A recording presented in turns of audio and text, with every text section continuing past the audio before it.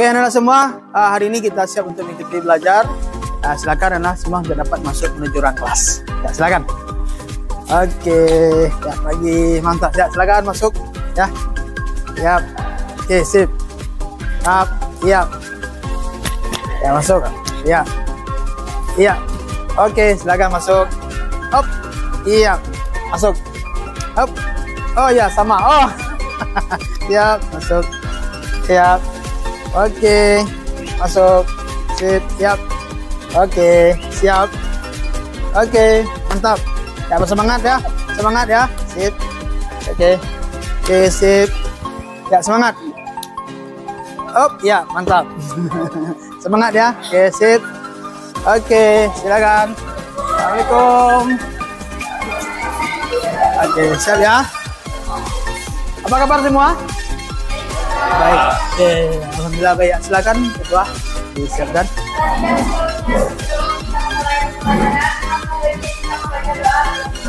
Ya.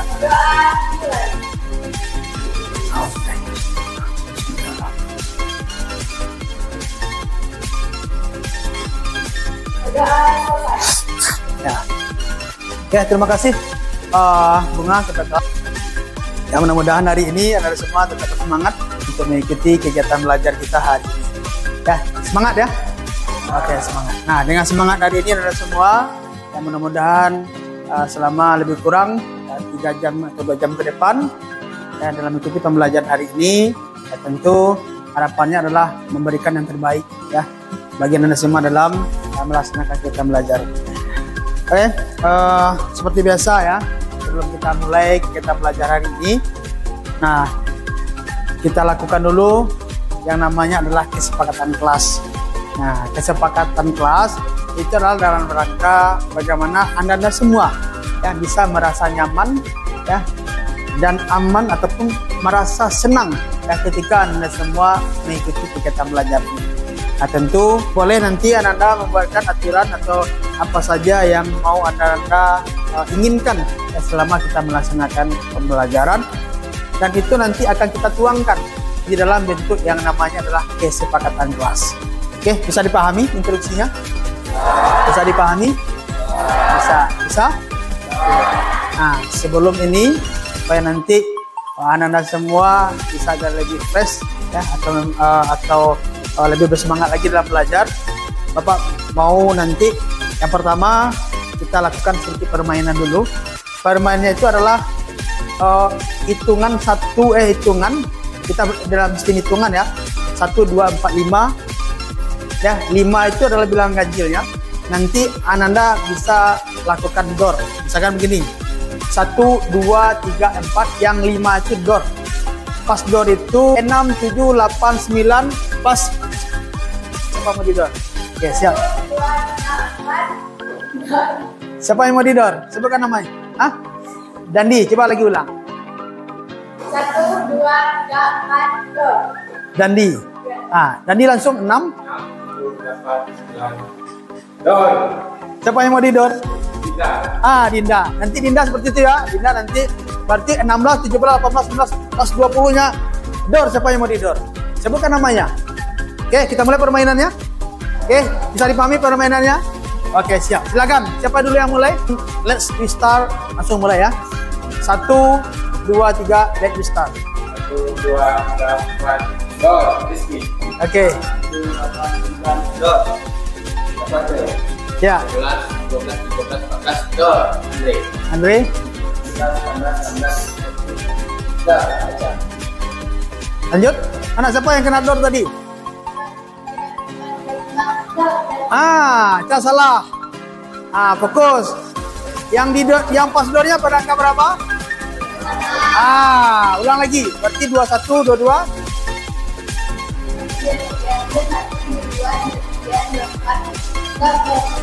Ya, door. Siapa yang kena door? Ya, isi door. Ya, lanjut.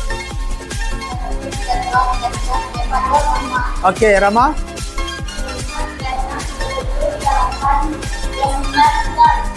Ya.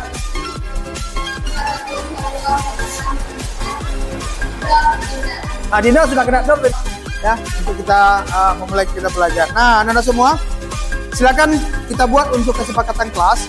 Nanti anak-anak semua silakan ditulis di stick note ini, ya, apa yang mau disepakati selama kita melaksanakan belajar, ya. Kemudian nanti akan kita tempel di papan tulis. Nah, dari hasil keinginan dari anak-anak semua nanti akan kita rekap atau kita simpulkan kesepakatan kelas yang akan kita lakukan selama melaksanakan kegiatan belajar. Oke, bisa dipahami ya? Oke, Pak bagikan dulu stick note-nya. Ini 1, 2, 3, 4, 5, 6, berarti 6. Mohon dibantu untuk sampai ke belakang. Berarti 33 ya. Oke, ini. Berarti. Oke, bantu saja ke belakang. Ini juga ya, berarti 4 ya. 1, 2, 4. 4. Oke, ini boleh. Ada Pak pena yang ditulis ya. Ini 1. 4. Oke. Ini belum.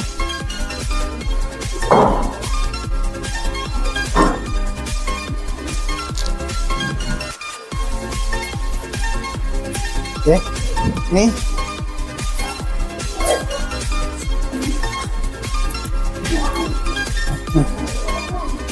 Oke, Anda semua kesempatan kelas dan nanti tolong kita tulis.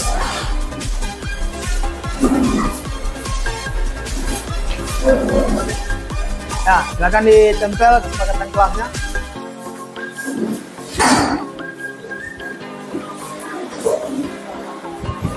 Ada lemnya, stiker apa? Nih. Ini aja. Dari sini.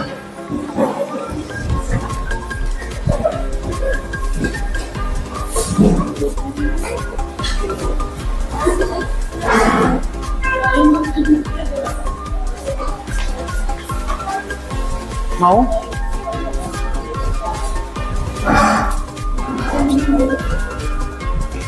Mau? Tas.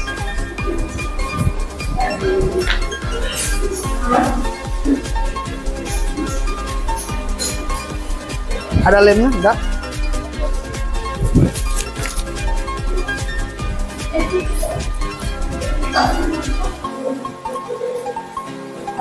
Ya, ini ya.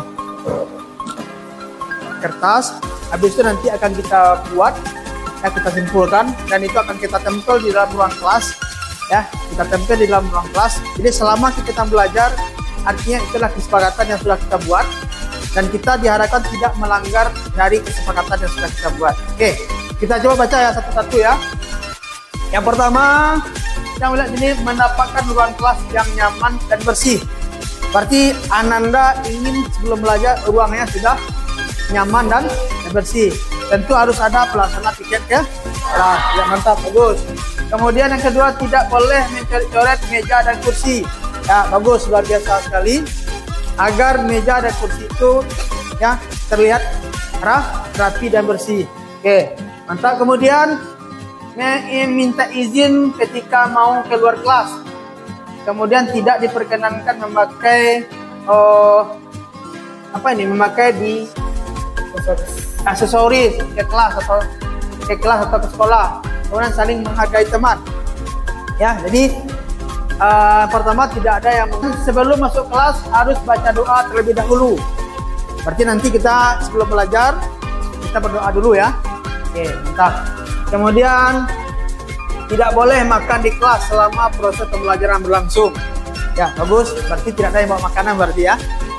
Berarti Ananda sepakat tidak ada tiket. Oke, nyambung ya. Kondisi ruangan bersih, ada petugas tiket. Nah, petugas tiket harus bertanggung jawab dengan tugasnya. Bagus. Kemudian melaksanakan kegiatan membaca 5 menit sebelum belajar. Berarti nanti kita Ananda semua ingin membaca dulu ya sebelum kita mulai belajar 5 menit sesuai dengan program kita. Itu adalah ambuba, budaya ambuba, ambil buku baca. Luar biasa, buku adalah sumber dari segala ilmu Ya, mantap, luar biasa sekali Ananda. Kemudian tidak ada yang ribut ketika guru sedang menerangkan pembelajaran. Artinya Ananda sepakat, fokus, ya, menyimak, mendengarkan apa yang disampaikan oleh guru. Ya, pemikiran yang menandakan kita senang dalam belajar. Ya, kita fun dalam belajarnya. Kemudian kalau ingin keluar kelas, beri gombalan dulu ke teman. Wah, ini kalau mau keluar nanti ada semacam yang kawasan pembelajaran. Ya, artinya kecuali ada forum diskusi. Nah, kalau guru lagi menjelaskan, Ananda berarti diam dan fokus, ya. Kemudian saat pembelajaran dimulai, maka HP harus disimpan dan suara HP dimatikan agar suasana di kelas tidak terganggu. Ya, kalau ada yang bawa handphone, semuanya dalam posisi silent. Begitu ya. Karena daringnya tidak ada ya. Nah, di-silentkan atau posisi modenya pesawat ya. Oke, kemudian jika terlambat masuk dari 5 menit harus siap bernyanyi di depan kelas. Berarti menghibur ya. Karena terlambat lupa harus dia bernyanyi dulu, habis itu baru masuk ya, duduk ya ke kelas. Nah, jadi ini ada beberapa kesepakatan. Kemudian ini saya ingin tes fokus dan ice breaking sebelum PBM agar dapat fokus dalam PBM. Ya, bagus. Ya, harus fokus dulu sebelum kita melaksanakan PBM. Nah, itu barangkali Anda semua terkait dengan kesepakatan dalam kelas sudah ditulis ya, Bos. Ketua sudah tulis, nanti kita tempel, jadi menjadi sebuah kesepakatan bagi kita bersama. Oke, terima kasih atas kesepakatan yang sudah kita buat. Dan salah satu kesepakatan yang kita buat tadi adalah membaca dulu 5 menit sebelum kita belajar. Nah, tapi sebelum itu kita tes dulu untuk tingkat fokusnya, ya, supaya nanti Ananda bisa fokus dalam membaca. Jadi Ananda semua nanti silakan mengikuti perintah yang Bapak berikan, tetapi dengan ada kata-kata awalan, ya, dengan ada kata-kata awalan. Kata awalannya adalah kata si amai. Kalau tidak ada kata si amai, jangan dikerjakan. Nah, jadi ada kata si amai yang mau kita lakukan. Berarti Ananda membaca buku. Nah, kata si amai karena waktu sudah selesai, waktunya habis, maka kata si amai membaca buku selesai. Baru nanti bukunya ditutup. Bisa dipahami? Nah, bisa kita mulai? Nah, oke, silakan berdiri.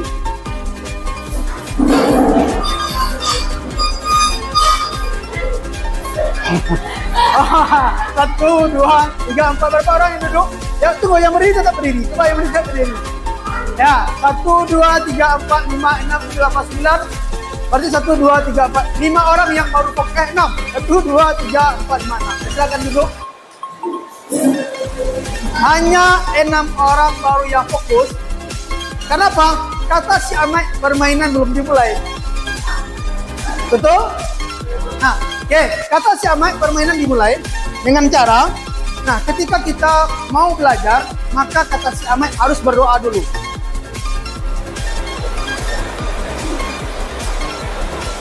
Nah, kalau sudah selesai, kata si amai berdoanya selesai. Dan kemudian, kalau memang sudah selesai berdoa, maka fokus mendengarkan apa yang disampaikan oleh guru. Dengan cara adalah membaca buku.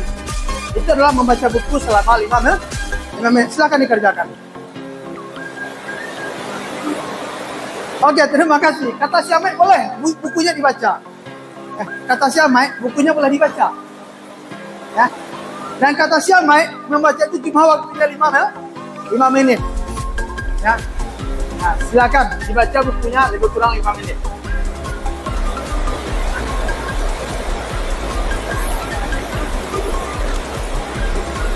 Nah. Buku kronologis ya. Ya.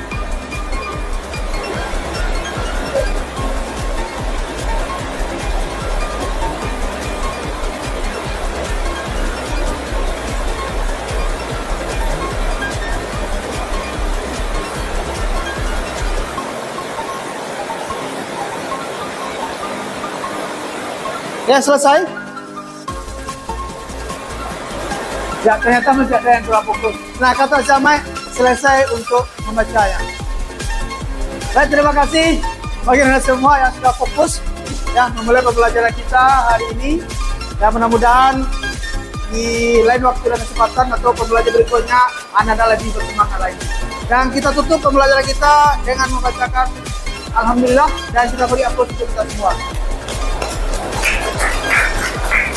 Oke, silakan ditutup kelas.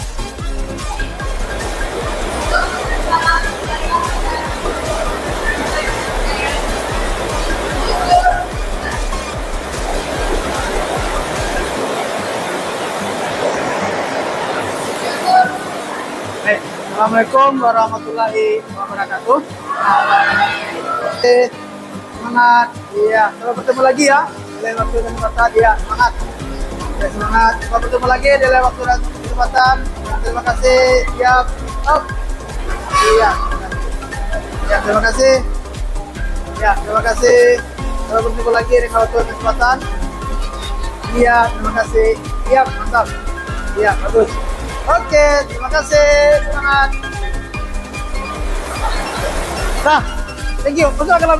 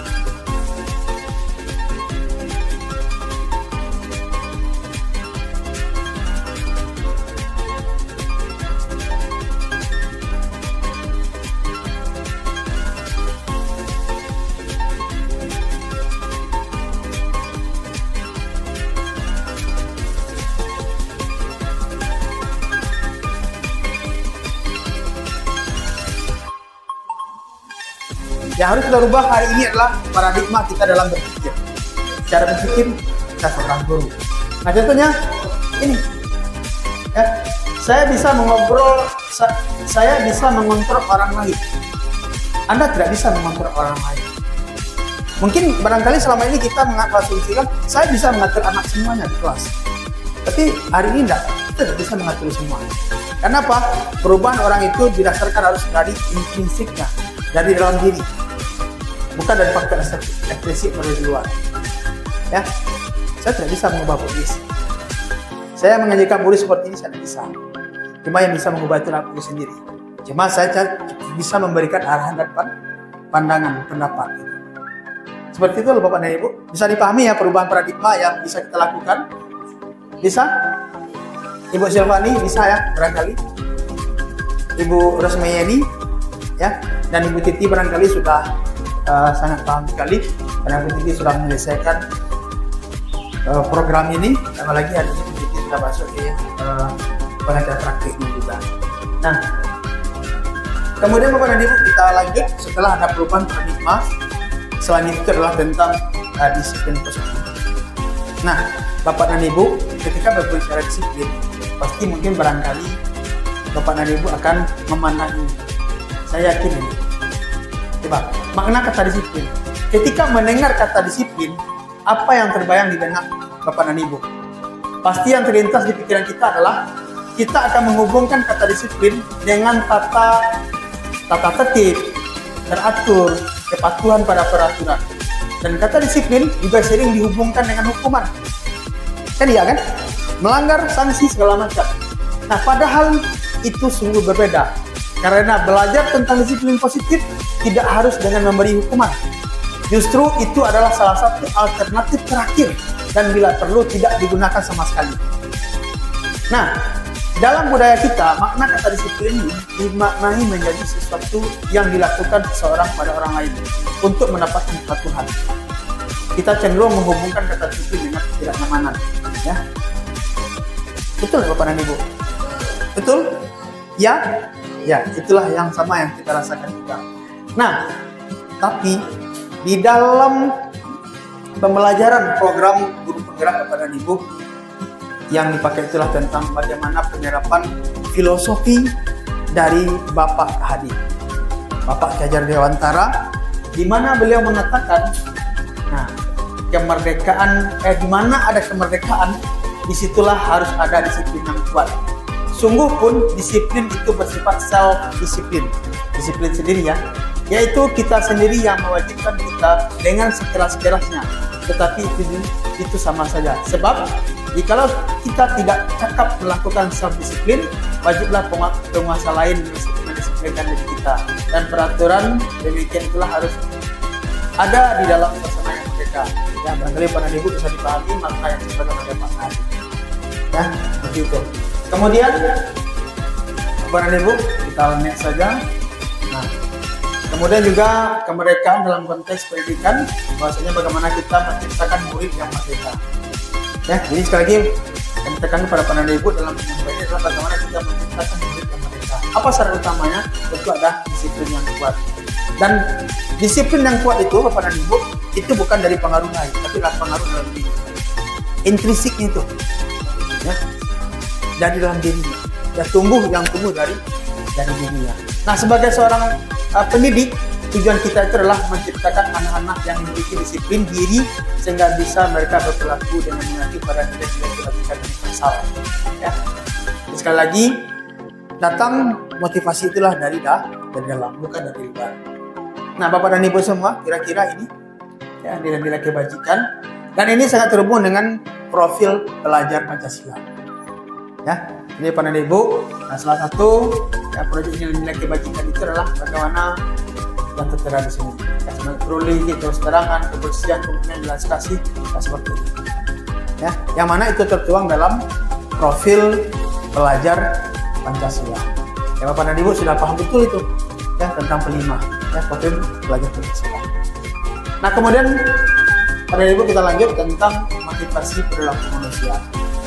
Nah, untuk motivasi perilaku manusianya pada Ibu, nah ini dalam evaluasi mandirinya adalah kita selaku guru ya bagaimana menanyakan ke diri kita sendiri, ya, bagaimana kita berperilaku, bagaimana kita melakukan sesuatu, ya, apakah kita melakukan sesuatu karena ada dorongan dari lingkungan atau dorongan dari orang lain.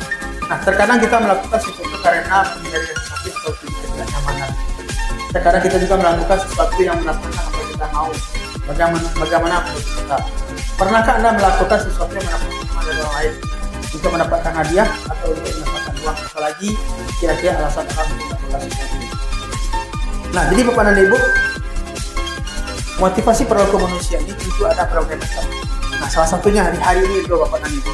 Bapak dan Ibu datang ke sekolah ya tepat waktu atau masuk ke dalam kelas tepat dengan jadwal. Jam 7.30 Ibu mengajar di kelas. Ya, kemudian Bapak dan Ibu selesai nanti jam 10.30 misalkan. Nah, sementara ada kawan dari Bapak Ibu semua, dia mengajar jam 7.30, tapi masuknya jam 8. Pulangnya jam 9.30, dia pulangnya jam 9. Sementara Ibu dan Bapak semua melakukan ini sesuai dengan prosedurnya, pertanyaannya. Pasti ada motivasi yang mendorong Bapak Ibu melakukan itu. Contohnya pada Bapak dan Ibu salah satu mungkin misalkan komentar, kenapa Bapak dan Ibu mau melakukan itu? Ya, motivasi internalnya apa? Karena motivasi tadi lahirnya dari dalam diri. Motivasi itu lahirnya dari dalam diri, bukan dari luar. Kenapa? Orang kawan dari Bapak dan Ibu, dia 7.30 masuk kelas mengajar, jadwalnya dia datangnya jam 8. Orang keluar jam 10, dia keluarnya jam 9. Sementara Ibu kan tidak terpengaruh dengan perilaku kawan-kawan tadi kan. Ibu datang 7.30 mengajar, keluarnya 9.30, 9.30. Kenapa Ibu melakukan itu? Pasti ada dorongan motivasi yang lahirnya dari dalam diri, bukan dari luar. Coba mungkin Bapak Ibu bisa jawab. Ya.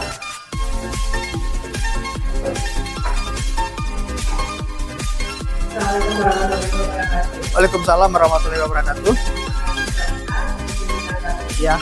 Pertama kali kenapa saya melakukan itu karena motivasi internal. Ya. Dan meyakini bahwasanya kewajiban yang dilakukan itu harus dilakukan dengan sebaik-baiknya. Ya. Hak dan kewajiban sudah pada dasarnya saling mendekati dengan Ya. baik. Yang kedua, bahwasanya kita sebagai seorang guru meyakini siswa kita itu adalah seseorang yang harus kita penuhi kebutuhannya. Ya. Maka rambutnya lagi. Ya. Maka oleh sebab itu kita sebagai seorang guru harus membimbing dan menentukan diri kita dengan baik, Ya. sehingga terpenuhi semua kebutuhannya tanpa memandang siapa, tanpa memandang kelemahan yang mana. Ya. Jadi dengan demikian meyakini kita sebagai pendidik, Ya. meyakini anak didik kita membutuhkan kita sendiri dan memberikan rasa kenyamanan kepada anak didik kita dalam pembelajaran, membuat kita semangat kita melakukan tugas sesuai dengan yang saya mohon maaf kalau ada kesalahan. Terima kasih. Assalamualaikum warahmatullahi wabarakatuh. Waalaikumsalam warahmatullahi wabarakatuh. Terima kasih Buti. Boleh para Ibu semua kita berikan ampun untuk Buti. Jadi Bapak dan Ibu semua yang memang terbukti bahwasanya motivasi itu adalah yang di dalam. Nah, karena Bu Titi dia profesional, dia melaksanakan tugas sesuai dengan tanggung jawabnya. Ya, ini adalah tanggung jawab saya. Ya, motivasi saya karena ini adalah tanggung jawab saya, maka ini saya kerjakan. Nah, terserah orang mau mengerjakan apa tidak. Itu nggak problem buat saya. Ya, itulah salah satu bukti bahwasanya Bapak dan Ibu semua. Nah, itu artinya motivasi itu lahir dari dalam. Itu juga dengan murid-murid kita loh Bapak dan Ibu. Ya seperti itu ya. Mati lampu bisa. Dan terakhir sebenarnya ada tentang kebutuhan dasar. Nah, jadi yang memenuhi yang tadi Bapak dan Ibu dari penjelasan kita dari awal, mulai dari kita lakukan perubahan paradigma, mulai disiplin, kemudian tadi apa lagi sebelumnya tadi? Itu motivasi ya, tentang motivasi. Kemudian ini tentang kebutuhan dasar. Nah, Bapak dan Ibu semua, nah kebutuhan dasar itu sebenarnya ada 5 ya. Jadi Bapak dan Ibu, kebutuhan dasar manusia itu ada 5. Nah, kenapa seseorang itu melakukan hal-hal yang barangkali menurut pandangan kita itu tidak sesuai dengan apa yang kita harapkan? Ya, sekali lagi, terkadang tidak sesuai dengan yang kita harapkan. Kenapa? Karena dia belum terpenuhinya 5 kebutuhan dasar itu. Salah satu kebutuhan dasar itu terpenuhi. Nah, terkadang Bapak dan Ibu, kita menemukan siswa di sekolah itu banyak hal-hal yang barangkali bisa memancing emosi kita di sekolah. Betul nggak? Ya, kenapa? Dengan perilaku mereka itu kita selalu menyalahkan anak, langsung menjustis atau memberikan statement yang mungkin barangkali negatif kepada anak. Sementara para ibu sebenarnya kenapa anak itu berbuat seperti itu? Ya, karena ada kebutuhan dasar mereka yang terpenuhi. Ya, jadi kalau kita boleh paham para ibu, apa saja 5 kebutuhan dasar itu yang harus kita penuhi? Ya, mungkin nanti para ibu bisa melihat kasus yang terjadi atau permasalahan yang terjadi di sekolah. Nah, salah satunya Bapak dan Ibu adalah 5 kebutuhan dasar itu. Yang pertama, ya, kebutuhan untuk bertahan hidup. Ya, kebutuhan untuk bertahan hidup ini, ya, itu barangkali sama dengan survival ya. Itu yang bersifat fisiologis, di mana ini berkaitan dengan kesehatan rumah dan makanan. Ya, kita mungkin guru olahraga selama ini kan, guru olahraga, anak disuruh dia push up, ya, suruh push up 5. Dan jangankan 5 dia push up, 1 dia tidak sanggup. Kita sudah menjadi anak kamu pemalas, disuruh push up 5, kalau ternyata Bapak dan Ibu ada kebutuhan dasar yang dia penuhi. Mungkin dia sakit, dia kurang gizi. Nah, selama itu kita kan tidak tahu kan. Mungkin di kelas kita memaksakan dia, kelalok semua. Ya nak, setiap belajar dengan saya kamu tidur aja, ternyata anak itu ada kebutuhan dia yang belum terpenuhi. Itu adalah kebutuhan yang kebutuhan bertahan hidup. Ya, makanan, kesehatan, segala macam. Artinya kita selaku seorang guru tentu harus memahami itu. Ya nak, bisa itu Pak Ibu ya, kita lanjut saja. Kemudian yang kedua adalah kasih sayang dan rasa diterima. Itu kebutuhan untuk diterima. Nah, Bapak dan Ibu di sini kebutuhan ini berkaitan dengan kebutuhan psikologis. Itu adalah kebutuhan untuk disayangi dan diterima. Ya, itu antara kebutuhan akan hubungan dan koneksi sosial, kebutuhan untuk memberi dan menerima kasih sayang, dan kebutuhan untuk merasa menjadi bagian dari suatu kelompok. Ya. Nah, jadi Bapak dan Ibu, ini barangkali dari kasih sayang dan kebutuhan untuk rasa diterima. Bapak Ibu bisa menangkap kira-kira apa terkait dengan kebutuhan ini. Kalau kita melihat anak di sekolah, yang barangkali mereka membutuhkan sebuah, ya, anaknya perilakunya seperti apa di sekolah? Pendiam, ingin cari perhatian, ya. Kira-kira Bapak dan Ibu apa yang Bapak Ibu lakukan? Kalau anak ini kasusnya apa kira-kira yang akan Bapak Ibu berikan di saat mengajar? Ya, sering disapa, ya, sering kita tegur dia, sering kita sapa dia, gitu kan? Kasih semangat. Ya, salah satu tadi kan ada perubahan paradigma tadi kan, kita melihat anak itu sama semua kan. Kalau kita balik lagi ke penjelasan kita awal, tadi kita melihat anak itu sama, tapi kita memandang orang itu berbeda. Nah, salah satu pada Ibu jawaban dari sini kan, tentang kebutuhan tadi. Baru 2 ya, ada 3 lagi. Kemudian kebutuhan tentang pengakuan atas kemampuan. Ya, jadi di sini ya pada Ibu, kekuatan untuk mencapai sesuatu yang menjadi kompeten, terampil, diakui atas prestasi dan keterampilan. Nah, memiliki rasa harga diri, kebutuhan ini meliputi keinginan untuk dianggap berharga, bisa membuat perbedaan, bisa membuat pencapaian. Ya, oke. Ini Bapak dan Ibu, poin yang ketiga tadi adalah kebutuhannya apa tadi? Untuk kebutuhan kasih sayang. Yang terakhir yang barusan pengakuan. Nah, kira-kira Bapak dan Ibu anak ini bagaimana?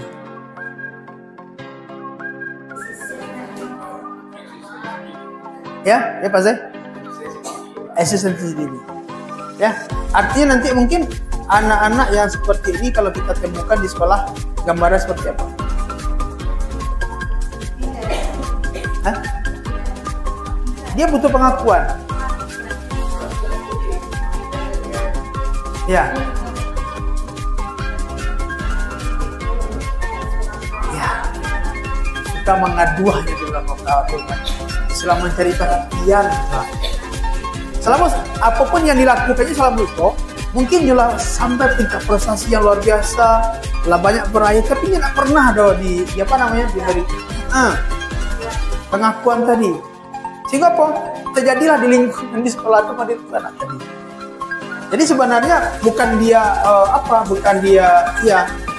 Nah, ketika kebutuhan itu dipenuhi kepada kita semua sudah terpenuhi, kira-kira apa yang terjadi? Kalau ya artinya kita selaku guru, artinya apa kan Ibu, melihat hal-hal fenomena yang terjadi di sekolah, tentu ini sudah menjadi pengalaman baru bagi kita di sekolah dalam memberikan perlakuan kita kepada murid.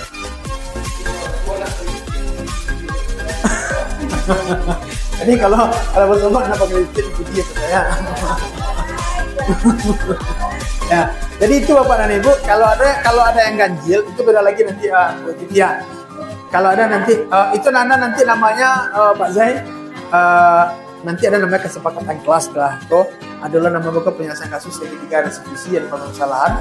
Tapi yang Pak Zai itu bisa mungkin ada yang sesuai dengan aturan sekolah, misalkan berpakaian biasa kan, Anda pakai lipstick, ini pakai lipstick dapat apa kan? Nanti kan ada pertanyaan yang lain tuh. Nah, mungkin nanti bisa lebih lanjut ada kesepakatan yang bisa dilakukan di sekolah.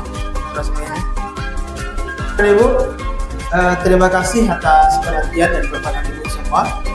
Banyak maaf kalau ada yang salah saya ulang menyampaikan.